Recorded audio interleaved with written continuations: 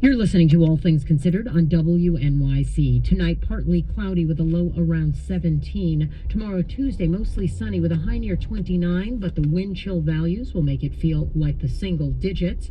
Wednesday, mostly sunny with a high near 36 and a slight chance of snow.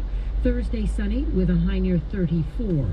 Right now, it is 23 degrees and windy in Central Park. From NPR News, this is All Things Considered. I'm Ari Shapiro. We're going to take a moment now to visit a land that inspired heffalumps and expeditions, a forest in southeast England. You may have been there in your imagination. Last year, I had a chance to go there in real life and told you all about it. Since today is a holiday, how about we go back together? This view is sort of a quintessential English countryside. You have rolling hills and trees and squares of farmland and heather and gorse, and a perfectly blue sky day. That might be the only thing that's not very English about this. And our tour guide for this place is author Catherine Alto. I wrote the book, The Natural World of Winnie the Pooh, a walk through the forest that inspired the 100-Acre Wood. And this is the real landscape that inspired Milne to write his famous Winnie the Pooh stories. As Alto explains in her book, nearly 100 years ago, the author A.A. Milne and his son Christopher Robin lived near Ashdown Forest, where we are now. Milne watched his son play with his stuffed animals here.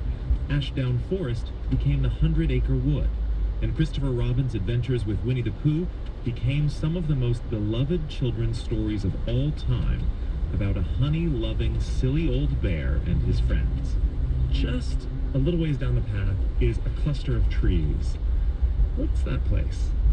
It's called the Enchanted Place. There are either 63 or 64 trees in there. Christopher Robin was never able to count exactly whether it was 63 or Even 64, and that's how he knows it's magic. That's exactly right. Let's go there. All right.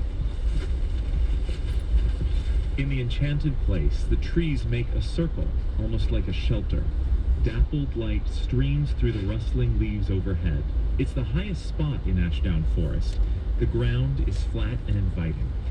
Will you read a section from one of the Winnie the Pooh stories that describes this place we're standing in? Sure. Being enchanted, its floor was not like the floor of the forest, gorse and bracken and heather, but close-set grass, quiet and smooth and green. It was the only place in the forest where you could sit down carelessly without getting up again almost at once and looking for somewhere else. Sitting there, they could see the whole world spread out until it reached the sky. And this is, in the books and because of that kind of in real life, a place you say goodbye to childhood, a place of transition. It is. Every time I'm here, it's really emotional, actually. It's saying goodbye to free time, you know, the protection of mother and this sort of thing, and father, and leaving and going out into the world. And so there's great symbolism here. Where should we go next? I think we need to play a game of Pooh Sticks, Ari. That sounds like a perfect activity for a day like today.